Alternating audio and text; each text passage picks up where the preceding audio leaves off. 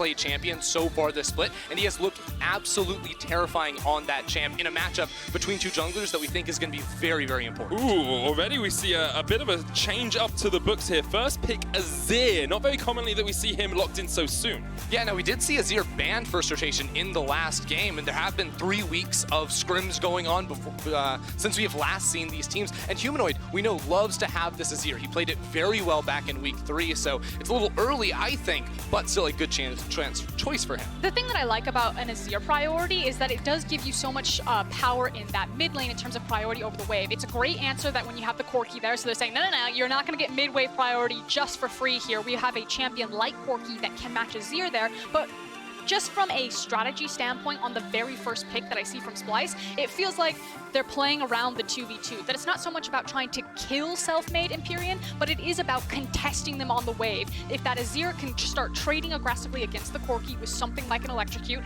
if they have something like an Olaf, it means that Selfmade doesn't get to dictate around the river because Humanoid will be so far forward. Exactly, it gives them a lot of options. They also have this Karma, either top lane or bottom lane, to help with this push in the early game to enable your jungler to play forward. Xerxe, when he has looked his best, he has been ganking, he has been invading the enemy jungle, and it comes from strong laners to back him up. But we heard Selfmade say he's not scared of Xerxe. He doesn't think he's the big playmaker on the side of Splyce, and he puts a little bit of a gauntlet in the face of Xerxe here as well by picking his Lee Sin. It doesn't matter if you think that Xerxe is the playmaker or not. He definitely has a wide champion pool, and he is one of the louder voices in this squad. Duke speaks very highly of Xerxe, and I feel like Splyce are really uncapped as soon as Xerxe feels comfortable really being one of the primary leaders on this squad.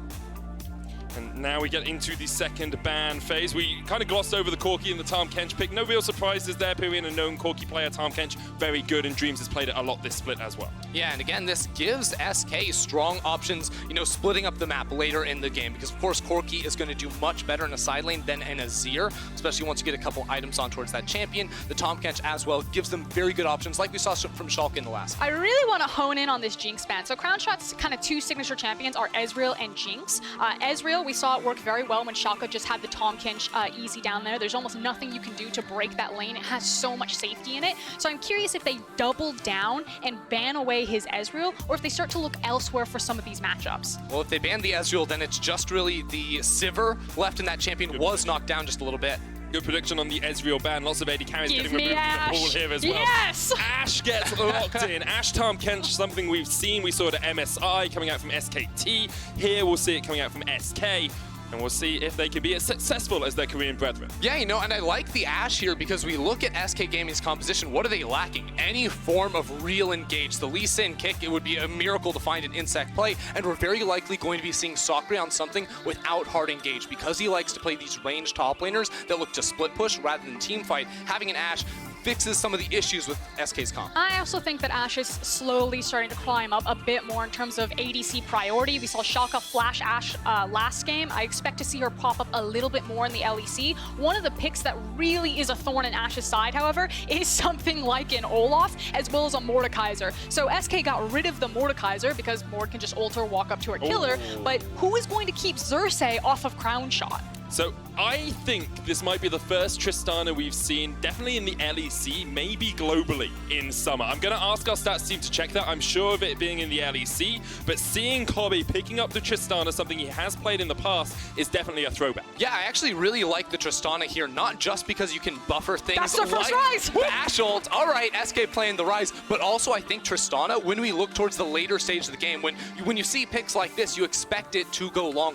Tristana's passive to give her that bonus range will let her outrange stuff like the Ashe and like the Corki and have a much bigger impact in the 5v5. This is actually a completely different look than a lot of SK Gaming's draft by taking the Ryze, because this is a champion that they just never touch, that other LEC teams were picking up when they had the opportunity. It gives them a very strong 1-3-1. How Ashe and Tahm Kench fit into this is not just with the Abyssal Voyage to play swing out into side lanes, but priority over the mid lane. As soon as the towers go down, if you park Ashe and Kench there, there's nothing you can do. They just auto-force the way forward, and it buys so so much time for the mobility of Ryze and Corki to do whatever they want in sides. Yeah, and the usual answer for that with Splyce would be we hard commit to the mid lane, we find a fight. But when you have champions like Olaf in the jungle, like Braum support, you don't have that heavy engage to try and pick people off. Especially when there's a Tahm Kench on the other side, you're just not going to be able to find that move.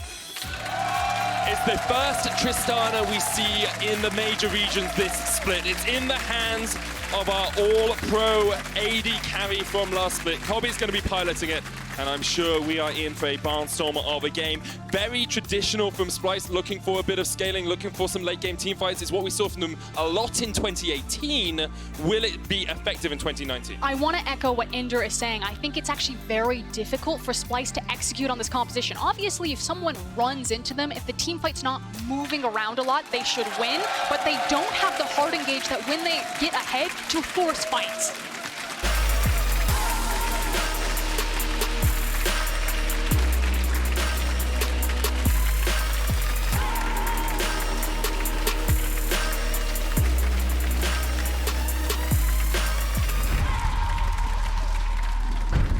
On to Summoner's Rift we go once again. Two playoff teams from last split battling for the head-to-head record, and Splyce are doing something sneaky up towards top. I know a cute little level 1 is coming in. Now that said, SK Gaming should expect it, which is why they got out early, they placed the wards, they understand that there's a Braum on the enemy team, so... And an Olaf.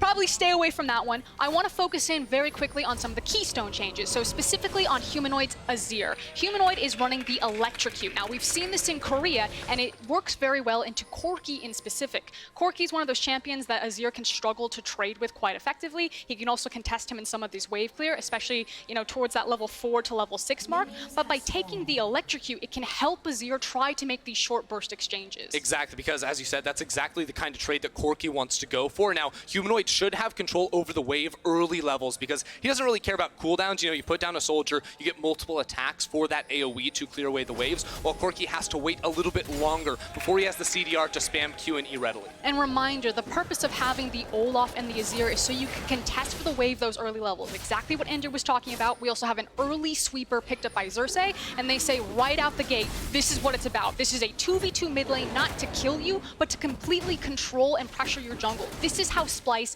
beat SK Gaming. They track Selfmade, and they don't let him have an impact on the game. It makes a lot of sense. And I want to just talk about what's going through Selfmade's mind here, because you play-tested a lot. You're quite a high-level jungler in EU and in NA. When you see Xerxe going for an invade like this, what are you thinking? Well, you're thinking that Olaf clears the jungle really fast, so you have to make a move. You know Olaf's on your top side, so the immediate answer is you must respond and clear away this red buff. Unfortunately, there's a ward that he is being spotted out on, so right now Xerxe is collapsing down towards that bottom side. Norskeren and Kobbe are also looking for the pick. Because it's always going to be a team effort from Splyce. They understand where Selfmade wants to go. They'll constantly be warding his jungle, counter-warding their own jungle, and then just keeping tabs on where this Lee Sin moves. Yeah, and ultimately, because Selfmade comes in and takes the red buff, the trade is not between buffs. It's because the extra Raptor camp went Xerxe's way. Now, Xerxe was expecting to get a kill or maybe to force a flash out of Selfmade. I actually think the better move would have been to go up topside and take the Krugs, because it's very unlikely Selfmade can respond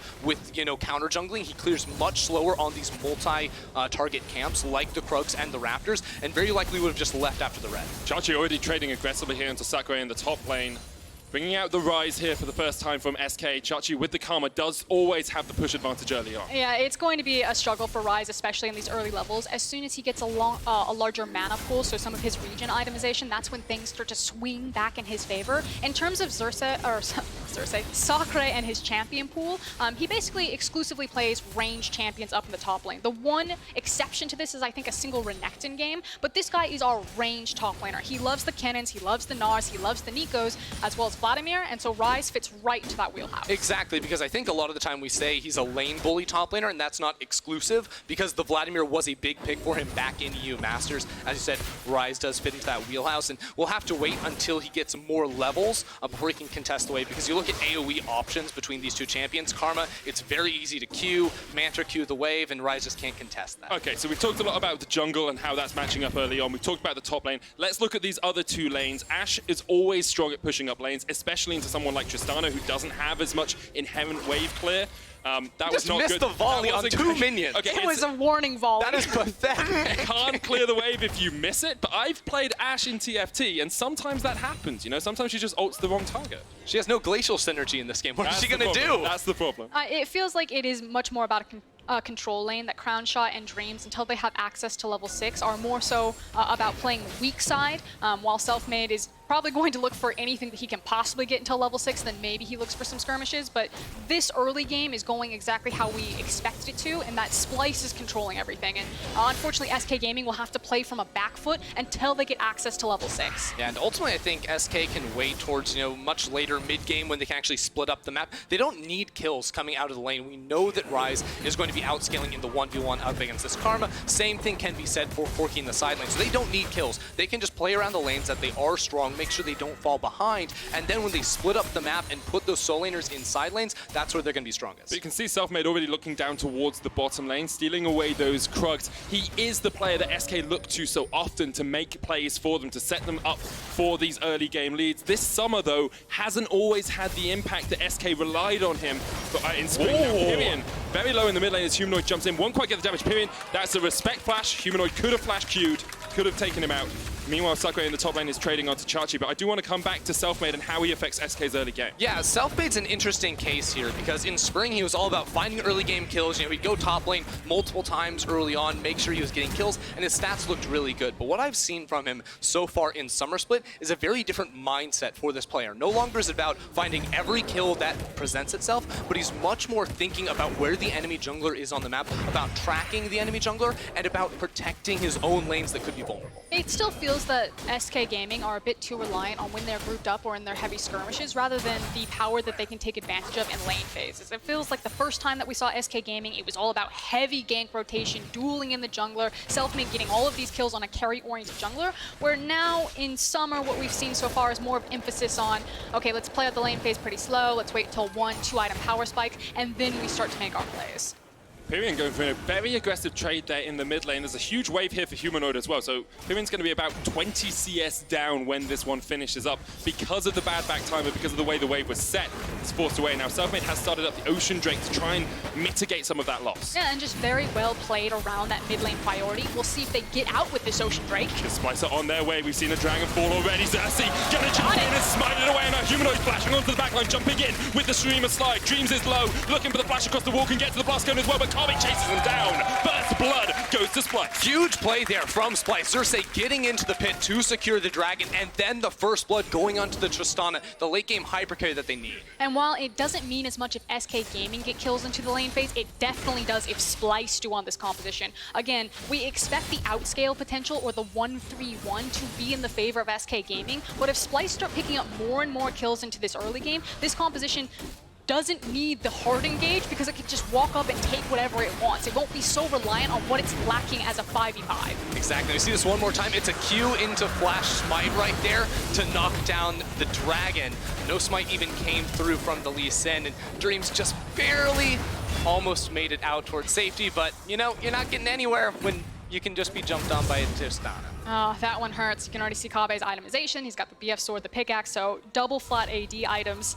He's gonna hit like a truck, and suddenly Crownshot and Dreams need to play much more respectfully in this lane. Yeah, and you know, we talked a bit about the 1-3-1 outscale for SK, but I think if we look at late game 5v5, Splyce have a lot of good things going for them. They dominate if it stays still. Exactly, because, and we think about it this way, right? You have Humanoid's Azir, you have Kobbe's Tristana. The range advantage for Tristana is absolutely massive. You're not gonna have a Ryze able to touch the backline. You're not gonna have, you know, anyone else on this team able to access it. Even if they can, there's going to be a Braum Unbreakable up there to actually peel your ADC. So Kobbe's going to have a very good time if they can push into the late game and also get the 5v5s, because the 1-3-1 will not be favorable for them. Both these teams were in playoffs last split, of course, and if you want to watch the epic conclusion of those playoffs on the 7th and 8th of September, you can find us in Athens, Greece. Tickets are available at riot.com/Athens on the interwebs. Good plug right there. Speaking of this dragon, however, I know that wasn't what you were talking about, but we're going to hard advance anyway. No, you should.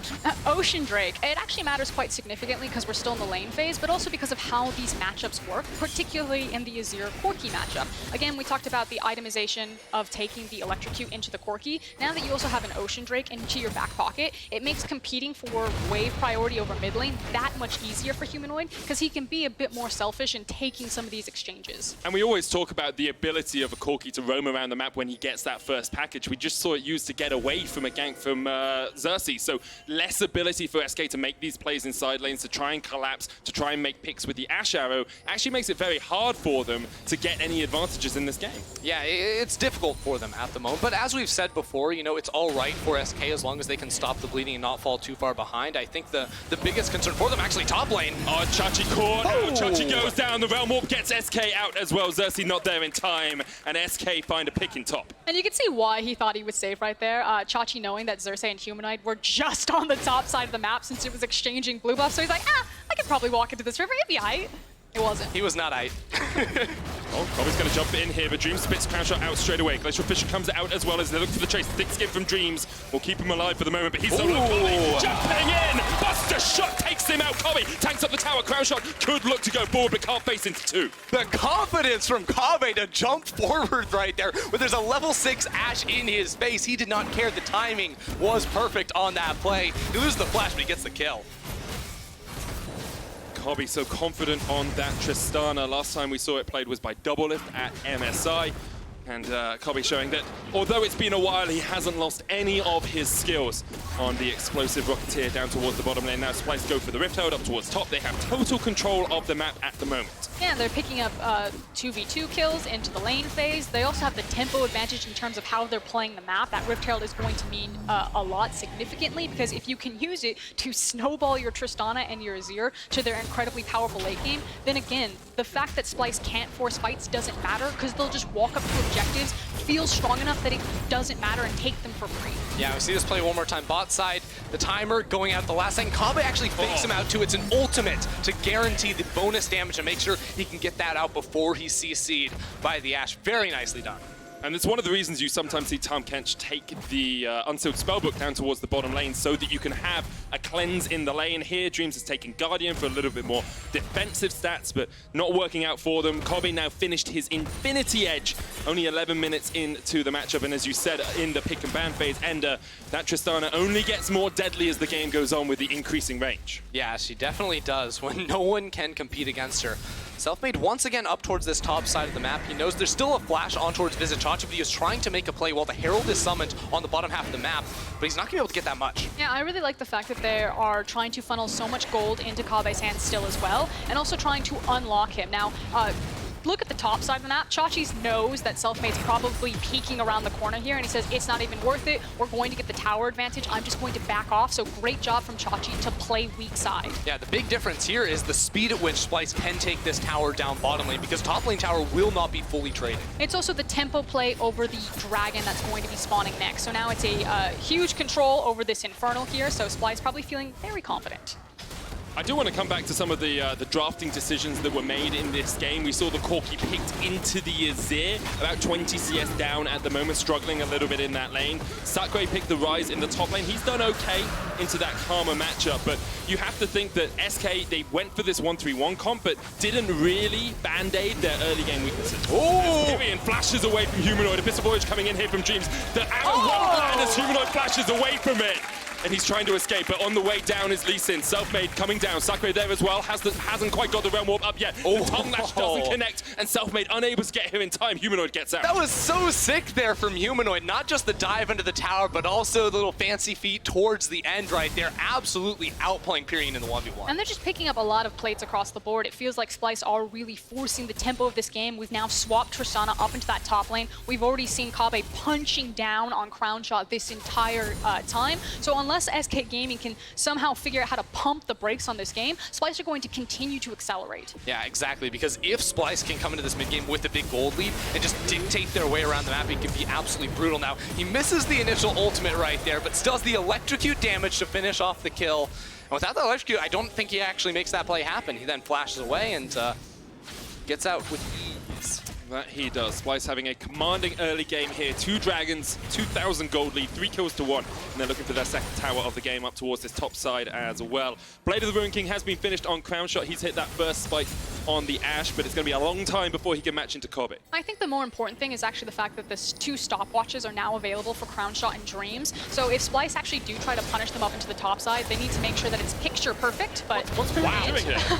That was very aggressive play. Yes, he had the package, but all Humanoid needed to do was get a good shuffle off, and Pirean would have been dead.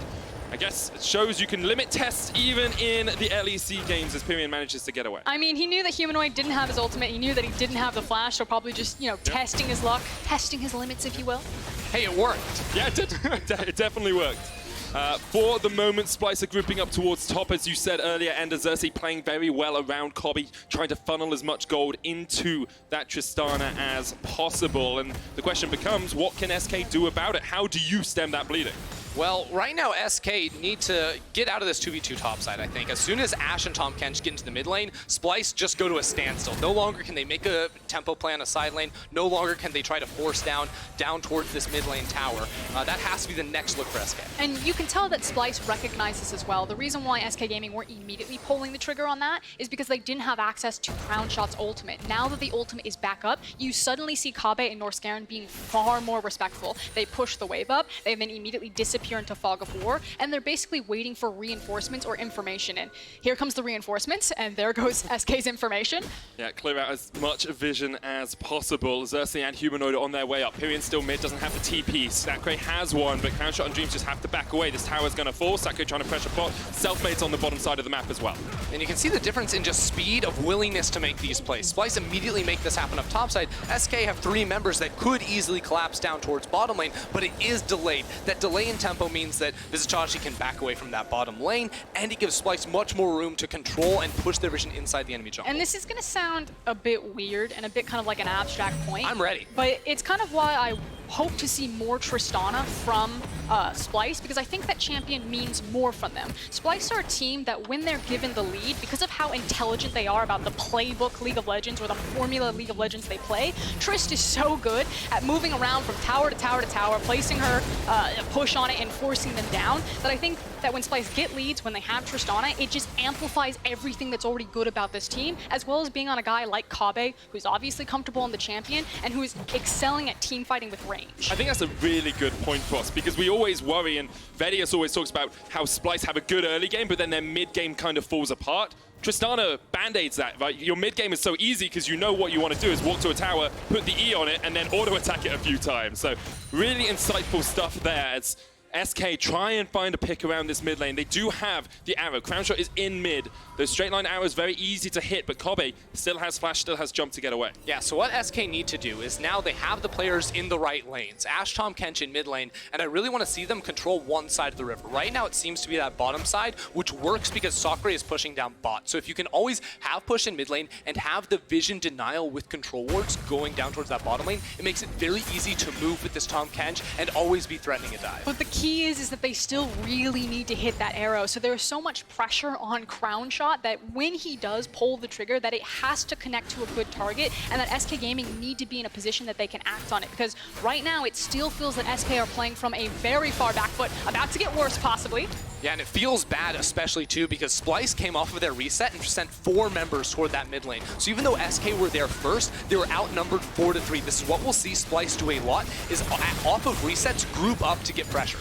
That's so disappointing that Selfmade couldn't get the kick there. So what SK are fishing for is they know that they need to break something here. They need to force a pick or some sort of fight, and because Splyce are just overwhelming them on the map. They tried to go into their 1-3-1, they tried to divide the map, but Splyce just hard ran it into the mid lane, and because mid lane is so low, Splyce are eventually just going to get it. This is like a wave that's slowly going to overtake and drown SK Gaming if they don't find something quickly. Yeah, and it probably happens right now too, because notice Pirean is stuck top lane, Humanoid comes mid, Kobbe can walk up, hit this tower a couple of times, and it goes down. And now the map is broken. Now Splyce move into the enemy jungle, put down vision to set up her objectives. Yeah, that's the next 4 or 5 minutes of this game. It's all going to be about vision control. Keep your eyes on this top and bottom side jungle for SK, because it should be littered by Splyce wards. The nice thing for SK Gaming fans is that they have completed the Trinity Force. You can now see that players are making their back. We're going to see how close they are to second items, but kind of that 2-item power spike for SK Gaming's composition can be when they get some of their teeth back here. So again, you can see that SK are trying to go into their 1-3-1. They're trying to pick up the free farm available, but we're still a couple of significant items away before they can start overtaking and controlling this map. I think one of the big things for Splyce, as we've said a few times, is if you don't find that initial engage, the chase is actually really hard. SK, sorry, the chase is actually really hard onto all the players on the side of Splyce. Karma's very good at getting away. Azir can just jump over a wall. Same with Tristana. If the arrow isn't connecting, you're not following up. How on earth do you catch anyone from this Splyce lineup? Yeah, I mean, I don't think Splyce really can or want to at the moment, because if you're going to catch someone, you have to have control over an area of the map, which they're just simply not going to be getting unless you can land some miracle play. Selfmade, you gotta be kidding me. He does it! As you say it, Ender, Selfmade says, I can do whatever the hell I want!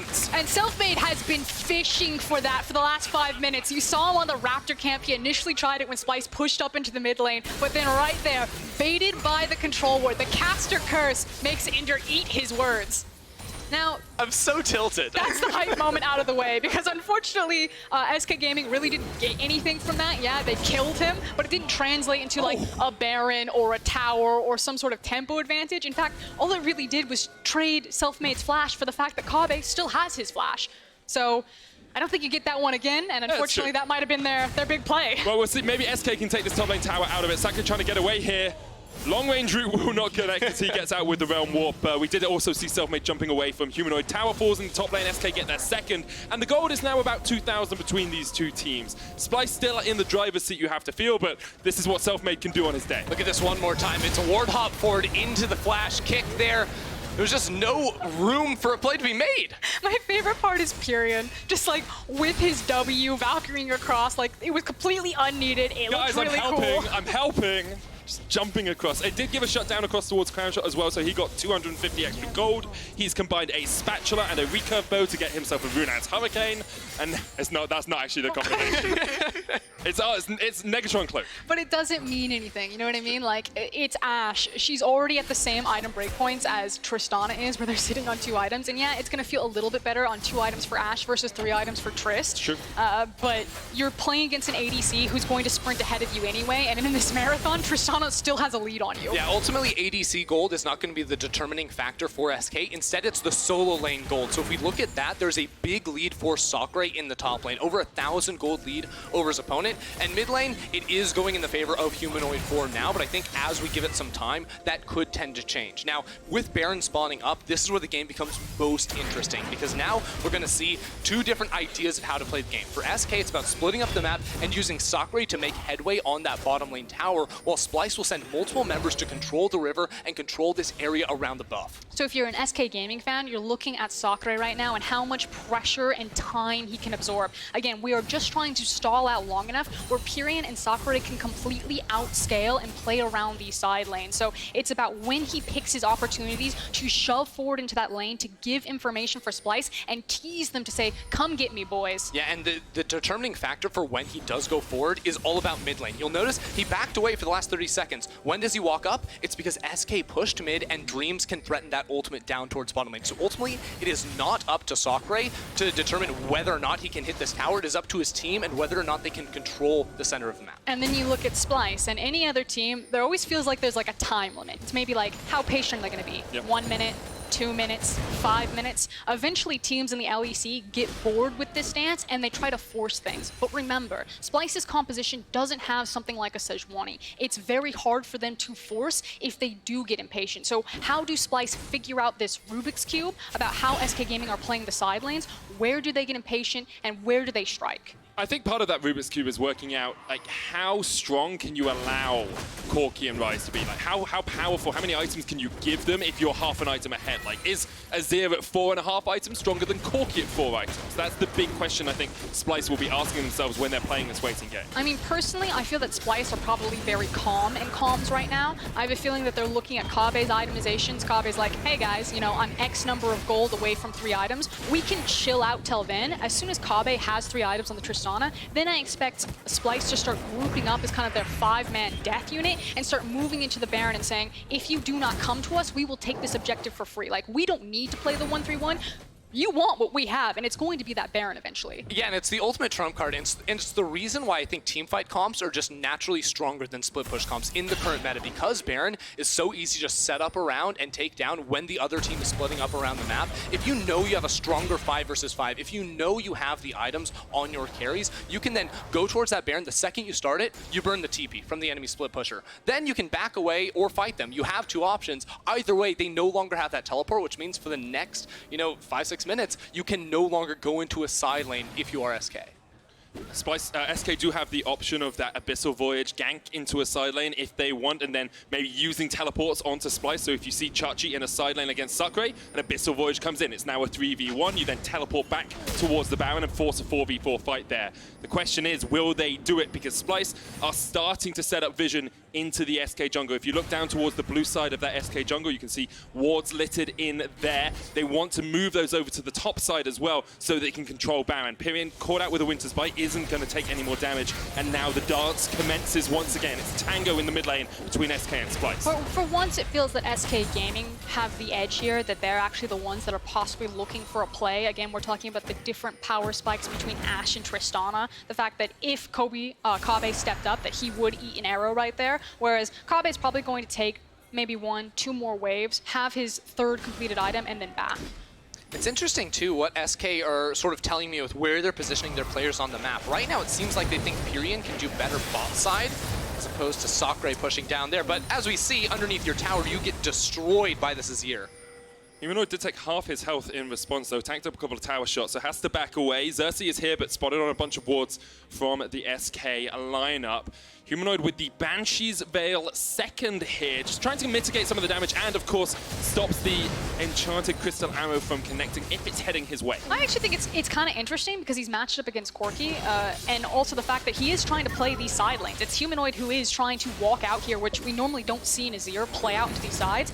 By having a Banshee Veil, not only is it helping him a bit into this 1v1, but he can feel safe being this far forward. Realm Warp all behind him here. Selfmade has to jump away. Humanoid puts down the tower. Pirean already taken a lot of damage. Sacre forced away here. SK went to make the play. A bit of Voyage coming in. Dreams and Crownshot. What on earth are you doing there? Literally feeding yourself into Splyce, and Splyce will eat you right up. Gobble in 2 kills. That's just devastating for SK, and Splyce catch them out. That was a miserable double teleport there with the Abyssal Voyage. Now Splyce, they've got 30+ seconds. They can make a beeline over towards this Baron. We thought they were going to have to stall, play this Baron dancing game. They just got fed it. You can cancel Abyssal Voyage. What are you doing? That is a trust fall gone very, very wrong. That it is. Splyce, instead of going for the Baron, though, they'll continue to keep Humanoid in this side lane. They think they can get mid tier 2, they could get bot tier 2 as well, or they might just be looking for the resets. And that was the silver lining there, the fact that all of the action happened into the bottom side of the map, and though it looked like Splyce for a second were probably considering, do we actually just walk across the map towards the Baron, or do we respect the fact that the death timers are still relatively low? We don't necessarily have a true tank on this roster, so this early on into the game, you would take significant damage from that Baron, and you were competing with the fact that Ashe still had access to TP.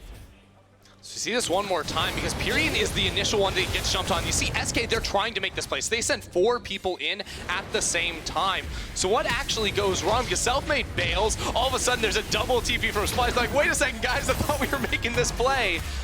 It was a team call there, so it wasn't Dreams making a mistake or anything. It was literally the team saying, we can find this play, we have the numbers, then realizing every single player on Splyce has a TP, what are we doing? They went for it, and then everyone else was able to bail out. And Crownshot and Dreams just like, guys? Like, we don't have any dashes. I thought we agreed to meet at 7 o'clock down towards the bottom lane.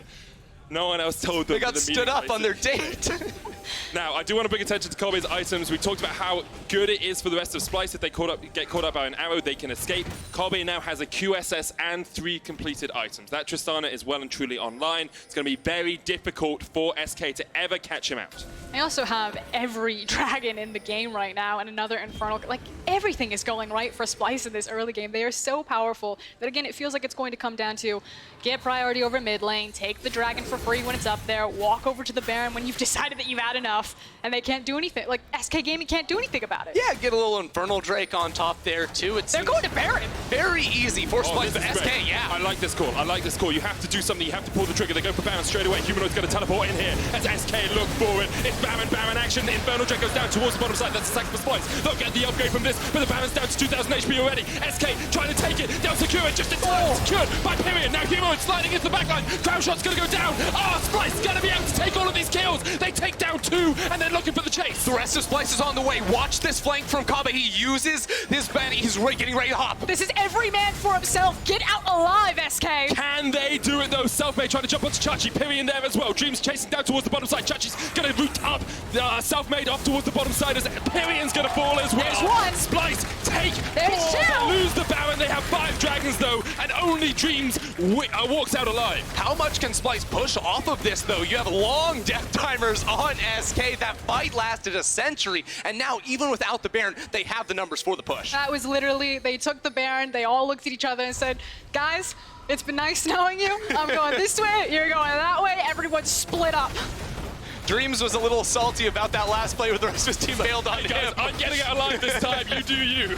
But Splyce come out on top, 4,000 gold ahead. They don't have the Baron, which will hamper them just for a short while. And maybe it's enough for SK to continue delaying this game. Maybe they can get towards those 3.5, 4 items. And the thing is I like the boldness of the call. You said it right as it happened, Medic. I was like, you know what? I agree, SK. You have to do something. They thought that they could burn it fast enough. They did manage to get the Baron. But again, it was at that point they knew they couldn't fight Splyce as soon as they showed up. So how the hell were they going to get out of dodge? Yeah, they made the call to full commit on Baron. Selfmade missing that smite there almost made it a terrible play. But ultimately, they do get one shot down before they realize they will be run down. You know, there was a terrifying moment when they tabbed to check if Norskeren was running Unsealed Spellbook. They're like, is this going to be a repeat? But he had Guardian today. And this is just cleanup for the rest of Splyce. The catch out Selfmade tries to do what he can. It's Pirean caught out towards the top side as well. Of course, only Dream surviving as she used the Abyssal Voyage to go back towards the mid lane to get himself the hell out of there. But let's have a look at the state of the game. 30 minutes in, it's only a 4,000 gold lead for Splyce. 3 completed items though on Humanoid with the Rabadon's death cap there. Sacre has a Rabadon's of his own. We can see if this SK first time Ryze pick is going to work out for them, because now is when it has to come up trumps. Yeah, all these items are coming through for SK, but the narrative of the game does not change. It is still team fight for Splyce, split push for SK. You can do fancy tricks like send Selfmade to shadow Sacre in the bottom side to find picks, but that is all they can do at the moment. Because the Baron is off the map, they have a lot of time to then regroup, get those items, and win those side lane matchups, but it is still a very difficult game for SK. A small benefit for SK though is because Dreams was alive, the wave push from Splyce is a lot weaker. You can keep a Baron up wave, which means you can send Selfmade and Sacre down towards the side lane without giving up too much on the rest of the map. It certainly slows down how Splyce were eating up a lot of this map. And again, credit to the fact that Selfmade, with his virtually full AD and lethality, Lee Sin is on the hunt. Selfmade jumping in, Sacre there with the flash as well. The root, the catch, it's so good for SK. They take out Xerxe, Humanoid here onto Selfmade, gonna slide in. Selfmade trying to survive, but he can't. Now it's Sacre versus Humanoid in the 1v1. The arrow's coming down. Humanoid buying time here as Sacre jukes away from the arrow, but the rest of SK is not going to be there. There goes the Realm Warp for Sacre to escape, and Splyce will not able to find the collapse. Still stalling out Splyce. They're not able to get anything else on the map right there. It's the fact that they are trying to play towards those side lanes. So finally, SK Gaming are able to play their 1-3-1 style. Well, we'll see if they can do it, because at the moment Splyce do not want to give them an inch. Kobbe, Norskeren and Xerxe pushing in. This tower will fall. Kobbe at 4 item Trist. Level 15 as well. Almost the longest range in the game. Level 16 Tristana pips Caitlyn, I believe. Yeah, and Splyce can quickly collapse down on towards this bottom lane turret as well, get some more gold for themselves, but crucially for SK, not going to be breaking the inhibitor towers just yet. Splyce will use this control, use this gold to once again reset and wait for the Baron. That is the timer they are going to be playing off of now. It's very hard to do much of anything unless you're punishing an SK overextension without that objective to try and pull SK like a magnet towards you. The big thing as well is Splyce have a 6 Dragon Elder as a win condition here as well. There's the Cloud Drake coming up pretty soon in the next minute or so, but we'll see once again Xerxe getting caught out. SK have to burn 2 flashes. I mean, I guess the nice thing can be said that with how much damage Selfmade is doing and the fact that he is a Lee Sin, yeah, it's like a 6 Dragon Elder possibility for Splyce, but the potential for Selfmade to steal it is pretty high. That is, Sacre just about gets away. The Enchanted Crystal Arrow actually missing Humanoid as he was rooted up by Sacre, trying to trade onto Splyce here. You can see the cloud about to spawn in the next 30 seconds or so, and Splyce just controlling River once again. if you have a look at the vision lines along the river, it's all Splyce all the time. SK really only have superficial wards in their own base, where Splyce are controlling as much of that river as possible. So I think Splyce, if you're ever going to be able to find something to break up in the game here before Baron, it has to come off of a smooth play from Humanoid, right? That's going to be your only option. You know, if SK push too far forward inside of their jungle, which you've seen, you know, Sacre do a couple of times, but the rest of the team feels like they've, you know, pretty tame at the moment. They're not going to be making any of those moves, but ultimately that has to be the move for them without something to pull SK towards them. Yeah, and the scary thing for SK fans is the fact that Splyce don't have to do that. You know, the onus isn't really on them to do anything but to wait for the timer. You can see all of the dragons that they've got up top. You can see that that Elder is now on a timer. The Baron is going to spawn soon, so Splyce very happy in cruise control, just chilling. Windows down, it's a beautiful day. They're driving straight towards that finish line. They're not going to catch that ward though, although it is timing out, so crucially will not be up when the Baron does spawn. Splyce, they would like to get a little bit deeper vision in towards that jungle, but they're going to step up with 4 members knowing this minion wave is coming. They can clear that one first, which then gives them the route inside the enemy jungle, where you can look to move that control ward off the map, put down the deep stuff, and actually just start up this Baron. Humanoid and Chachi going to go through it very quickly. Xerxe there as well. SK just giving it up. They say, okay, Sacre is going to push in bot. We're going to try and get Prio mid, but you don't have to looking for the steal. Can't quite get there. He's got the GA, but he goes down, and Xerxe will secure the Baron. Abyssal Void shoots towards the bottom lane, and the TP comes in as well. SK looking for an inhib, at least if they can get it. Yeah, but it's 4-second recalls off of the Baron there for Splyce, so SK commit everything down bottom side, 2 teleports with the Abyssal Voyage, which means that you can't get much of anything. They give up the Baron for absolutely nothing. Splyce are just too clean right there, from the vision setup to denying the blast cone to making sure that they took down the Lee Sin before the smite and the Baron fell so they could secure it. And then once they had the recall timer, like, it doesn't matter how bold SK are trying to be with these calls, looking for that cheeky Baron, looking to teleport and to try to force down a bot inhib and trade for the Baron. Splyce are just too clean. You can't compete. And Splyce did a really good job as well of chasing SK out of that bottom side. It would have been easy for SK just to back and try and defend that inhibitor. Humanoid gets it because Crownshot cannot step up in that 1v1. We're well and truly in the late game. Last time these teams met in playoff, it was late game victories for Splyce all of the time. It seems to be another one on the cards here. Yeah, I mean, they're set up for it once again. With the Baron for another 2.5 minutes, with the top lane inhibitor down, they can push freely in towards the SK base. Remember, SK have no good ways to start off a team fight. They would have to be running face first into an Azir and a Braum, which is not an easy thing to do. Face first, maybe all they have left, though. A miraculous play will need to come out of SK as Pirean looking to go forward. Xerxe so tanky, though, already. The arrow connects, but it's only onto the Olaf, and that's not the target you want. Norskeren steps forward, and Splyce are looking for their second inhibitor. Since Kobbe's death in that mid lane, there's been great body blocking by Splyce, always making sure that Norskeren and Xerxe are standing in front of him. And even if that arrow does connect with him, you still have the QSS available for Kobbe, so there's just not good targets anymore for Crownshot. This might just be a game that ends without a fight, because right now SK are giving up absolutely everything. There goes Selfmade. Selfmade jumps in, the Valkyrie comes out as well. Do they have the damage? They've got one, but one in return comes out from Splyce and Kobbe. It's going on a rampage, jumping all over SK. There's nothing they can do against him. Xerxe secures another kill, and Splyce are looking for the ace as they chase Sacre onto his base. Splyce absolutely smash SK Gaming. In 37 minutes, they have 6 dragons. They got the Baron, and they've got the Nexus. A dominant performance by Splyce. They well and truly deserve their 3rd spot in the LEC.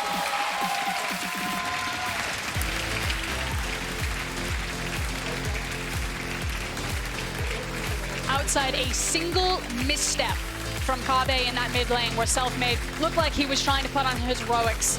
It has just been complete domination from start to finish in that game from Splyce. From their lane phase, it looked exactly like they knew what the plan was, that they knew how to execute their win conditions, and they didn't miss a beat. It was just so controlled from them. They knew exactly what they needed to do, how they needed to play out this game, relying on Kobbe early on to get those kills, knowing the 5v5 was unmatchable from the side of SK Gaming. Yeah, they can split the map against you, but if you control the center, if you control things like the Baron, there's just nothing that SK could throw that could stop them. I know this is gonna seem weird, but as Norskeren walks across that stage, you can just check out that guy's shoe game. I'm a big sneaker fan. Norskeren has the hottest shoe game in the LEC. He's rocking the foam off-whites. Unfortunately, the camera is angled away from his shoes. And he's got the pink ones to match his keyboard. Yeah, they're in SK colors, though. I'm getting some conflicting vibes over here.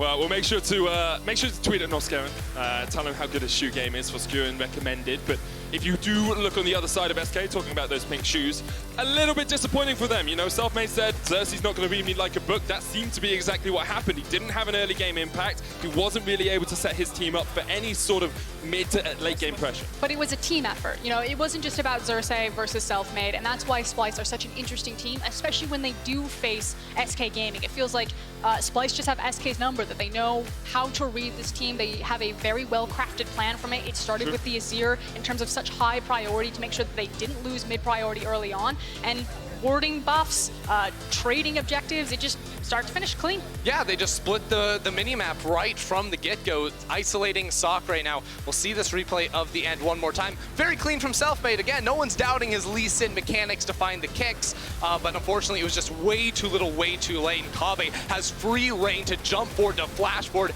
and get the explosive crits onto Crownshot. And the thing is, Sacre is your big player in this fight, right? You're expecting that Ryze to put out some DPS to machine gun down Kobbe, but he just can't do anything. He's forced out of the fight, doesn't have any of that frontline protection, and watch Kobbe as he just jumps around. Yeah, we said very early on, no one can match Tristana's range in these late game team fights. Look at how far away he's pumping out the damage, getting everyone down. His health bar was not touched a single time in that fight. I love how you're like, look at how far away he is. He's literally jumping within melee range. He was far away at the start, Frost. He was a mile away at the start, and he did twice as much damage as his opposing man in that stomping game. his way through. Pretty dominant performance from Kobbe. Once again, shows us why he is one of the best AD carries in the league. Splyce showing us probably why they are, I'm going to say, a top 3 contender now, because week 3 they beat Origin in a late game fight. Now they're beating SK as well, who they beat in the quarterfinals of playoffs last split. I think a lot of people have to start thinking, are Splyce top 3 in our league? Well, I mean, that's kind of the shift of power that we're looking for. You have SK Gaming, which might take up Splyce's mantle of being the gatekeepers, if you will, of playoffs. And then you have Splyce, who just want to get on that podium, who have tried so hard and are looking for the top 3 finish. They want to go to Athens, baby. They want to go to Worlds, baby. That too. Athens first. Athens first, then the world. That's the European mantra for this year. Key player of the game, guys, at lolesports on Twitter. You can vote for Xerxe, Humanoid, or Kobbe. I'm going to say special shout out also to Norskeren. I definitely think that all 3 of those... He's got great shoes. He's got great shoes. Also, I think that was one of his cleaner Braum games. I think we've been a bit critical of Norskeren, but one of the champions that he continues to perform on is that Braum inside the lane phase, and particularly outside of lane phase. But in terms of League of Legends, play Kobbe, right? Yeah. Yeah, Kobbe's a good bet. Coming up next, Vizicsacsi Gaming's Max Law returns to the lineup against G2 eSports. We'll find if he can lead them to a big win after this break.